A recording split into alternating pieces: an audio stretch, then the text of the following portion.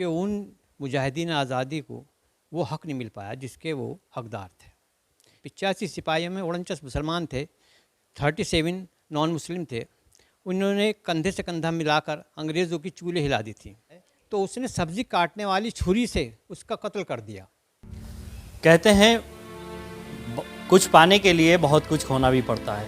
आज जो हम हिंदुस्तान के अंदर खुली सांस और आज़ादी की ज़िंदगी जी रहे हैं, इस आज़ादी को पाने के लिए बहुत बड़ी कुर्बानियाँ दी गई हैं और बहुत सारे नाम तो हम अक्सर जानते हैं जो कि इतिहास में मौजूद हैं, जिन्होंने हिंदुस्तान को अंग्रेज़ों की ग़ुलामी से आज़ादी दिलाई थी। लेकिन कुछ ऐसे नाम हैं जिनको हम जानते ही नहीं और जिनके बारे में हमें पता ही नहीं। अब यूँ कह दीजिए क्या, या तो इतिहास में उन्हें बिल्कुल जो शहीदों का जो दर्जा देना था वो नहीं मिल पाया है। मेरे साथ एक राइटर हैं शाहिद सिद्दीकी जी। उन्होंने एक किताब लिखी है और उस किताब में तमाम उन शहीदों का जिक्र किया गया है जिनको इतिहास के पन्नों में जगह नहीं मिली। आज उन्होंने अपनी इस किताब के अंदर उन शहीदों को अपनी किताब में जगह दी है। मेरे साथ मौजूद हैं शाहिद भाई। आपने पहले तो आप अपना पूरा तारुफ दे।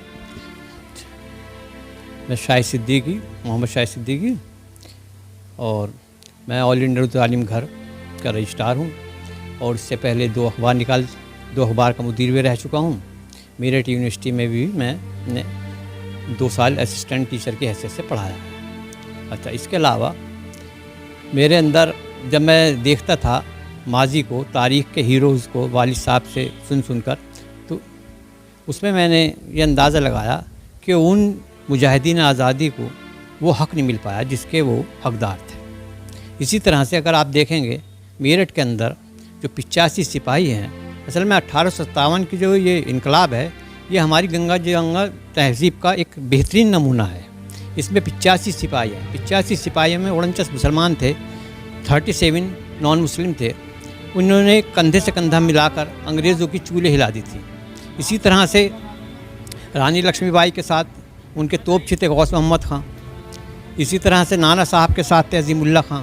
तो अगर हम तारीख़ के 1857 की हिस्ट्री उठाकर देखेंगे, इनके अवराक़ को पलटेंगे, तो हमें उस मुल्क की जो असल रूह है वही नज़र आएगी। लेकिन हकीकत ये है कि हम वो काम नहीं कर पाए जो हमें करना चाहिए था। इसी तरह से देखिए हापुड़ के एक ज़बरदस्त खां थे, उन्हें 14 सितंबर 1857 को फांसी दी गई थी। उनका नाम भी तारीख़ में नहीं मिलता। इसी तरह से सहावर परगना ज़िला एटा के थे चौधरी मोहम्मद अली खां, उनको भी उन्हें 16 मई 1858 को फांसी गोली मार के कत्ल किया गया था।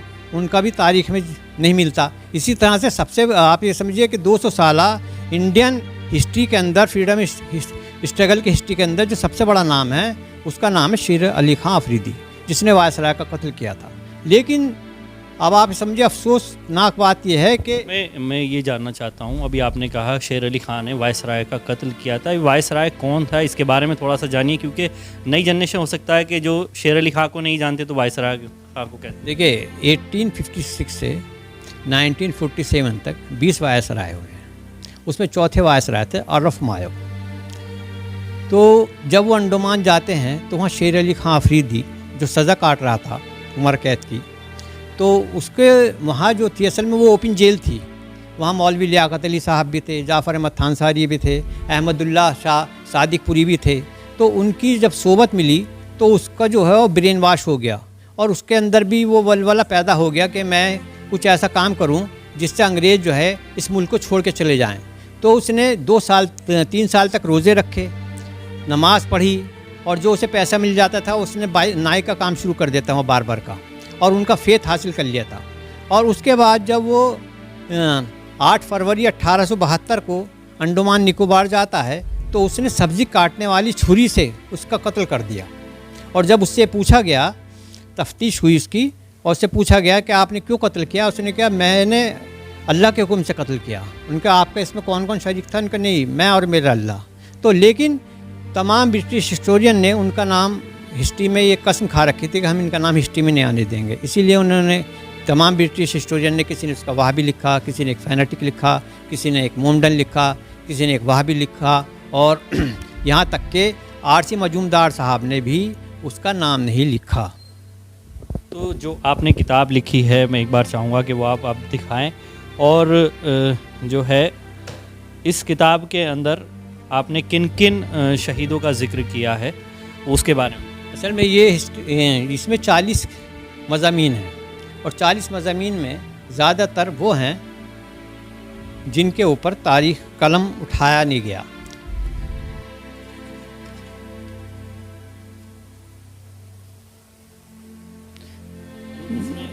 इसमें अब तक कितने नाम हैं टोटल जो आपने इसमें जिक्र किया? देखिए, वैसे तो इसमें बहुत सारे नाम हैं। वजह यह है कि इसमें जो है आज़ाद हिंद फ़ौज में मुसलमानों की खिदमत, उसमें बहुत सारे नाम हैं। इसी तरह से जलियांवाला बाग में जो था, जो शहीद हुए थे मुस्लिम, उनके नाम हैं। और 1857 में जो हमारी साजी विरासत थी, उसमें जो जो लड़े उनके नाम हैं। इसके अलावा जो खुसूसन इसमें कुछ नाम ऐसे हैं कि जैसे मोहम्मद अहमद काज़मी थे, मंगलौर डिस्ट्रिक्ट रुड़की के, तो उन्हें जो है जिन्ना जो है प्राइम मिनिस्टर बनाना चाहता था, लेकिन उन्होंने वतन की मोहब्बत में उसको, आप समझिए कि एक तरह से उसे इग्नोर कर दिया। उसने कहा जी मुझे नहीं बनना, मुझे तो हिंदुस्तान की मट्टी में ही दफन होना, और यहीं के तो। और इसी तरह से चौधरी मोहम्मद अली ख़ां साहब हैं और सादात अली ख़ां हैं। तो इस तरह से बहुत सारे नाम इसके अंदर मिल जाएंगे जो हमारी नई नस्ल को, जिससे रूशनास कराने की मुझे बहुत ज़रूरत, मतलब आज की नई नस्ल को रूशनास कराने की ज़रूरत है। क्या ऐसा महसूस हुआ आपको कि इन जिन लोगों को, जो शहीद जिनको नहीं जानते लोग, क्या ऐसी ज़रूरत महसूस पड़ी आपको, आन पड़ी कि जो आपने चाहा कि मैं इसके ऊपर किताब लिखूं?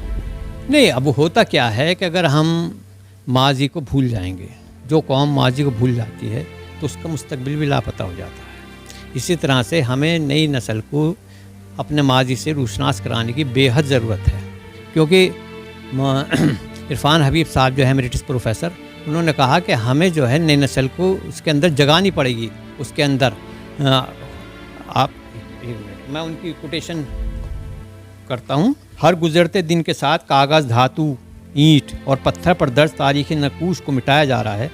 अगर मिटाने वाले हाथों को रोकना है तो मुल्क के माजी में अवाम की दिलचस्पी को बेदार करना होगा।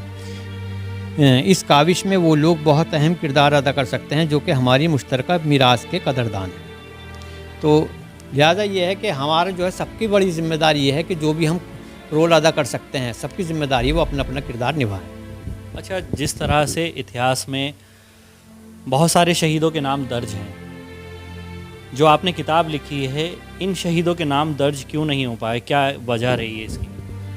नहीं, अब वो तो हकीकत तो ये है कि अंग्रेज़ों ने तो कुछ चाहा ही नहीं कि उनके नाम आए, लेकिन तो आज़ादी के बाद भी कुछ ऐसे हिस्टोरियन हुए हैं, उन्होंने जो है वो इस तरफ तवज्जो नहीं दी। वजह यह है कि कुछ मौरिखीन ने तो जानबूझकर ही नाम नहीं लिखे गए। अब जैसे आप ये समझिए कि चौधरी मोहम्मद अली ख़ां का नाम है, इनका नाम गजेटियर में भी है, तमाम किताबों में भी है, लेकिन निसाबी किताबों में नहीं है। अब इससे बड़ी क्या अफसोस की बात होगी कि NCERT ने मौलाना आज़ाद के ऊपर जो लेसन था वो ख़त्म कर दिया। तो अब आप ये देखिए, उससे आपका अंदाज़ा हो जाएगा कि कैसे लोग जो है, जो आदमी जिसने अपने 16 साल से ज़्यादा ज़िंदगी जेल के अंदर गुजार दी हो, मौलाना आज़ाद जैसे फ्रीडम फाइटर ने, जिन्होंने अपनी बीवी तक को, जब उनकी बीमार थी और इंतकाल होने वाला था, उन्हें बुलाया गया था, अंग्रेज़ बेल देने को तैयार थे, उन्हें रिहा करने को तैयार थे, लेकिन उन्होंने वतन की मोहब्बत में उसने मना कर दिया कि मैं नहीं जाऊंगा। वो मौलाना आज़ाद के इंतज़ार करते ही करते इंतकाल कर गई। तो उस आदमी की, उस शख्सियत का नाम अगर आप, उसका करैक्टर उनके हटाया जा रहा है तो इससे बड़े अफसोस की क्या बात होगी। ये जो किताब लिखी है, ये किस किस ज़बान में किताब है और इसके बारे में? देखिए, सबसे बड़ी बात तो ये फिल वक्त तो ये उर्दू में है, इसे इंग्लिश में और हिंदी में कराने की कोशिश हो रही है। मेरी 2 किताबें जो है मराठी में, उसका ट्रांसलेशन हो रहा है, एक तो शेर अली खां अफरीदी के ऊपर और एक गद्दार कारस्तानी के ऊपर। तो सरफराज साहब हैं पूना में, वो काम कर रहा है इस पर। इस तरह की जो किताब हैं, इससे ये पता लगता है कि तारीख़ ने कुछ ऐसे शहीदों को फरामोश कर दिया जो इतिहास के पन्नों में नहीं चढ़े। उन्हीं को जनता के सामने अपनी किताब में लेकर शाहिद सिद्दीकी ने बताया, इस आज़ादी में हिंदू मुस्लिम सिख ईसाई सब ने मिलकर इस आज़ादी में लड़ाई लड़ी थी और कहीं ना कहीं एक तबके को इस आज़ादी की लड़ाई में और उनके शहीदों को फरामोश किया गया है। आप देख रहे हैं press TV 24 news Haider Mehdi के साथ।